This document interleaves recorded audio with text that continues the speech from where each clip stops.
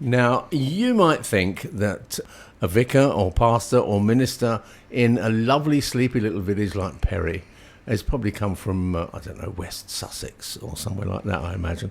Little would you ever believe that it may have lived in Singapore or the Yemen or Malta. Well, Jon Magee, who is the pastor of the Baptist Church in Perry, is here with me today, and what a life he's had. First of all, good morning, Jon. Good morning. It's great to be with you. Yeah, thank you very much indeed.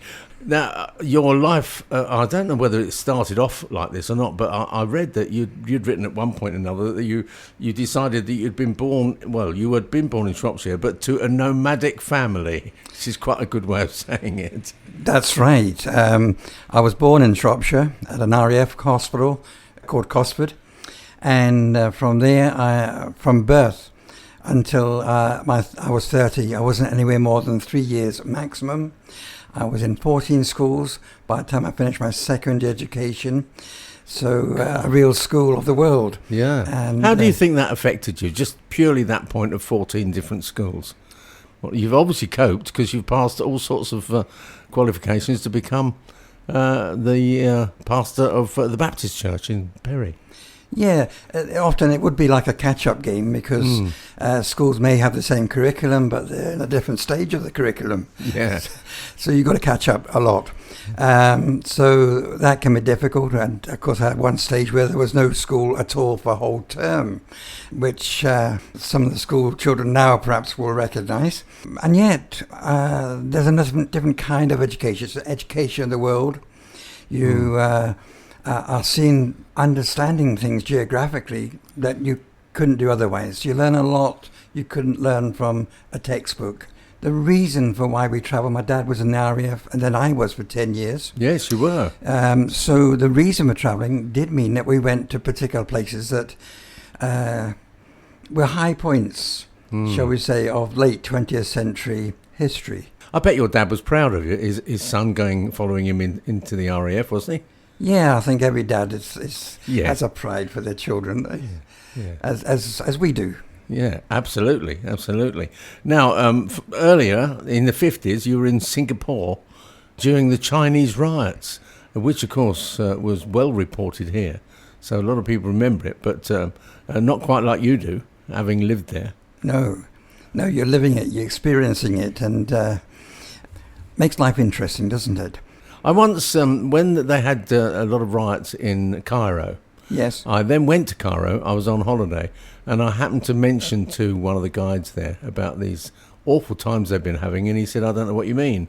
I said, "No, you've been having these riots." He said, "Come with me," and he showed me a tiny cul-de-sac. Yes, and he said that's where it was. But yes. Your British press moved in close, took photographs of people rioting, and then said, it's like this all over Cairo. He said it actually was down in that cul-de-sac. Yes, but reality is, of course, that though we were in those times, we did, as a family, get to know local people in each of the places we went to, and had some very good friends there.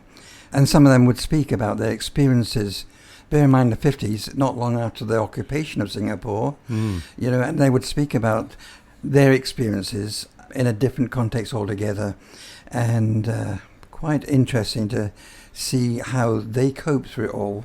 Yeah. It wasn't just the British soldiers, it was the local people who suffered. Absolutely, yeah.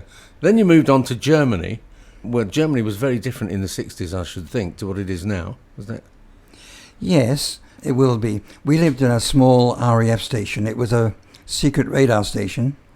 So it was the height of the Cold War, but at the same time, being a secret radar station, if the Cold War thawed, we would have been front line. Yeah. So once again, being alert is always important wherever you go.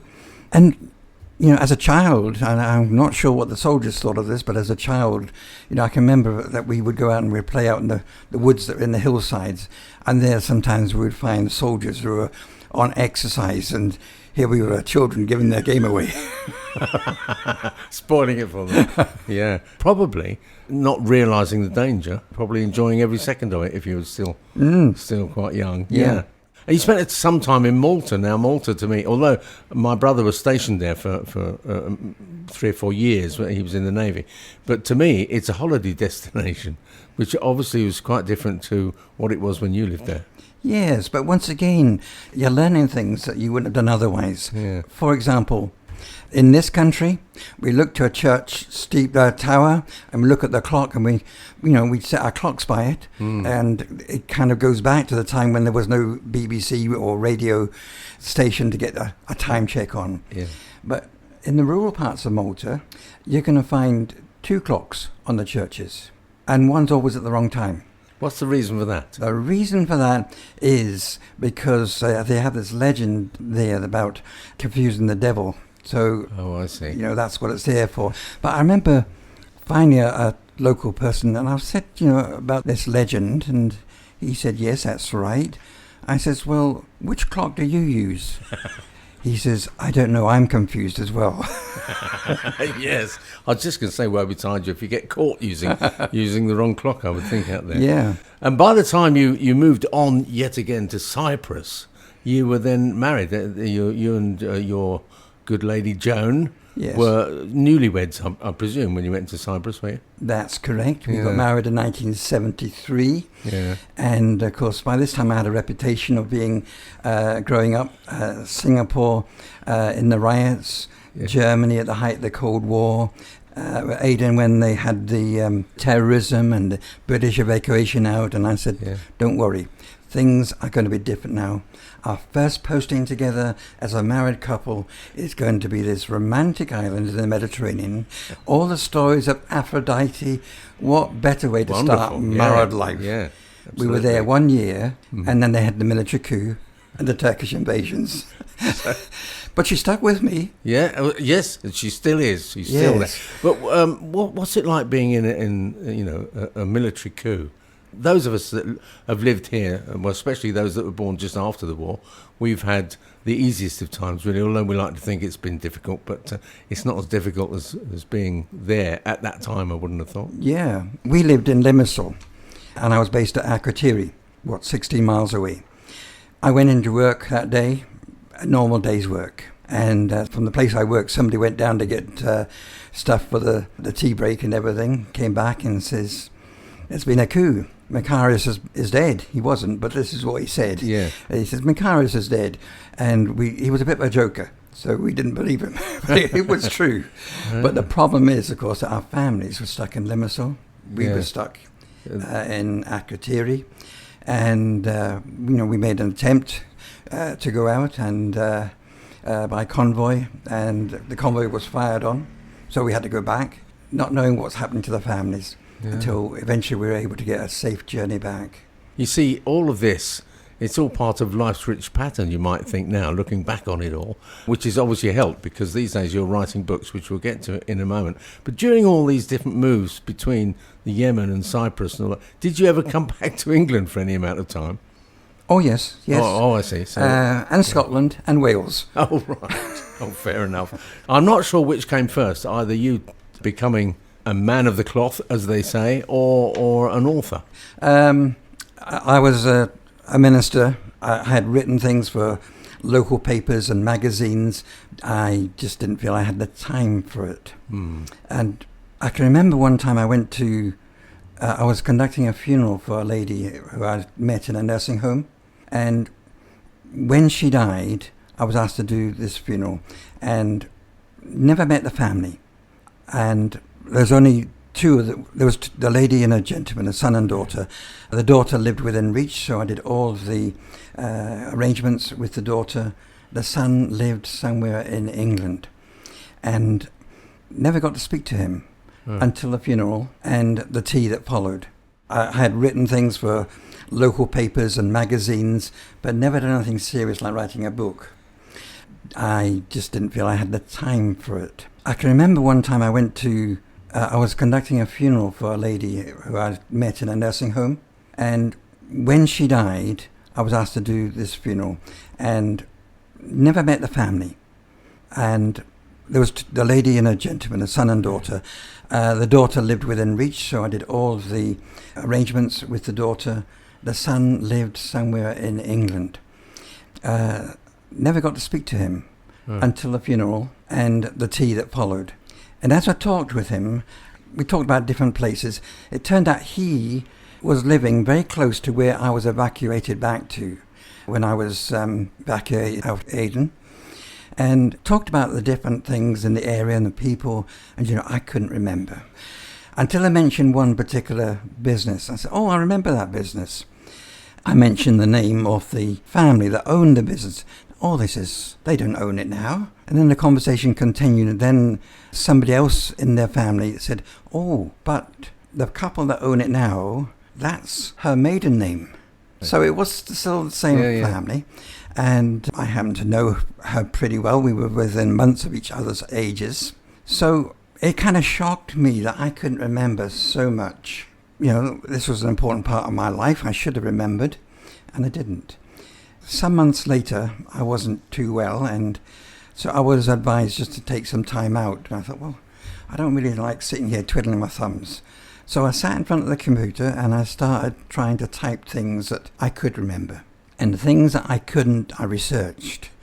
And for me, it was quite therapeutic. I can imagine. Yeah. But at the end of it, someone looked at it and said, you should get this published. And it was 18 months of my life as a teenager in Aden and the travelling back. That was your first proper book, From Barren Rocks to Living Stones. My goodness me.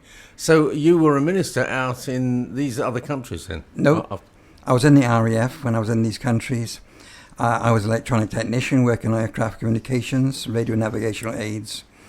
And when I came to the end of my time in the RAF, I really sensed it was God's call for me to go into ministry. There was so much that I believed that God was speaking to me through it all. I couldn't see any other answer but to respond to that call.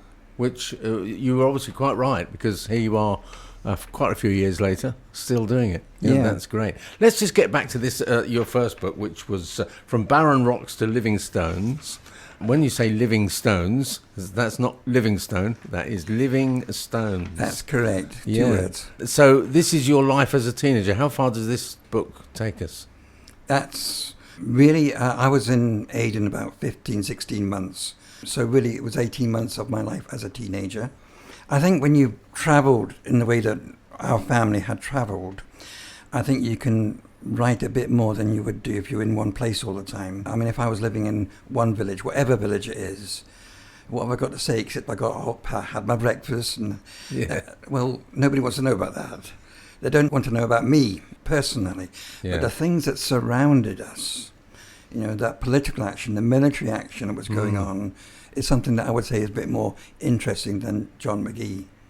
Well, I'm not quite sure about that, but there we are. I've often thought to myself, if more people did more travelling, we wouldn't have problems like we've just had with these awful slurs on the black football players and all the rest of it on social media, which we don't want to get into this morning. No. But I think if the people who were saying those dreadful things had travelled the world, you'd start to realise that we are all equal and we're all as important as each other. Most certainly. Yeah. Yeah. Interesting. That's an interesting book. And that is still available, that book?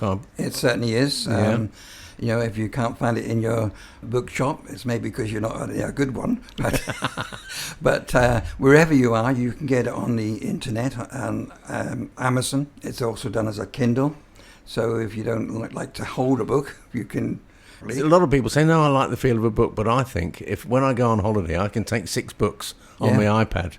So I'm quite for Kindle. Yes, I think a lot of people are the same. It saves the weight. Yeah, but then I'm not trying to sell books, if you see what I mean. So there is a slight difference. You did your first book, but you didn't want to stop then.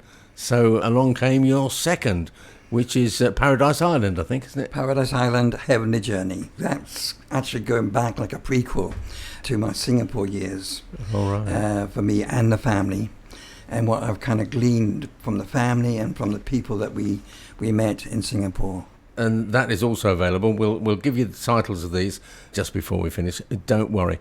Now, tell us a little more about this second book, The Paradise Island, because they're telling the story of your life. So there's serious parts and other, I've no doubt.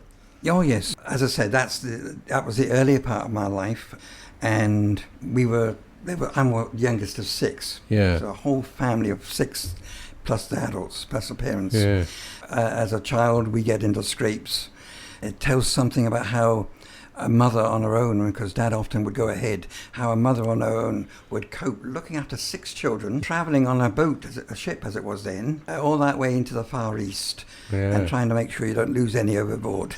But you arrived there in the notes on your book, saying that in Singapore at that time, the pain and the scars of the Japanese occupation were still quite raw. Well, it must have been a bit of a shock to your parents when they first arrived. But then you were there to help the locals as well. Well, that's right. Yeah. Talking with some of the locals, and the occupation of Singapore was on the 15th of February 1942. It happens to be one of my son's birthdays, 15th of February, but more to the point.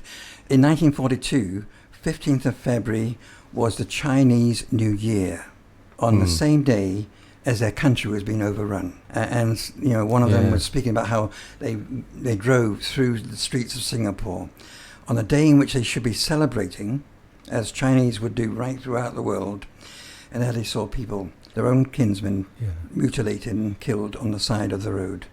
And it kind of makes you wonder, what do we do now? Do we celebrate because it's Chinese New Year? Horrific, really. Yeah. Oh, right. Well, they're two... I don't want to give too much away. That's why I'm being a little careful on your books here. But they're 2 fascinating books, both available. Let me give you the titles. From the title, any decent bookshop will find them for you, or that online place that we hear about quite often.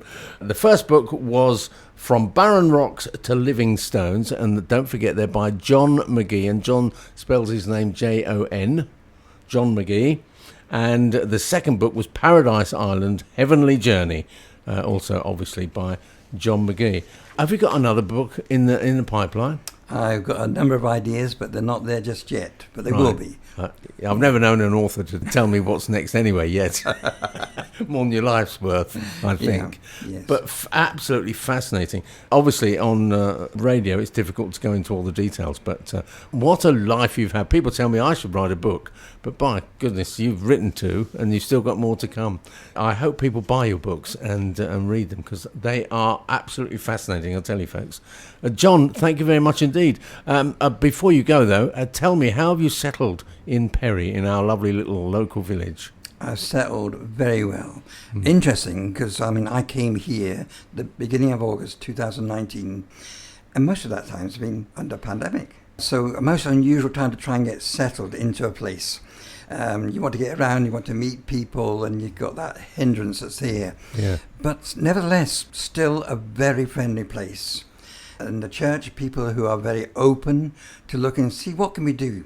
A small church, but still that openness to think, what can we do as a church in this community, as serving God and yet serving the people here at the same time. Yeah. And in case you think, I recognise that voice, yes, you do, because John often is involved with our Sunday morning programmes and those ones that we did during the course of Lent, which were very interesting as far as we were concerned technically to get done, but they all got done in the end.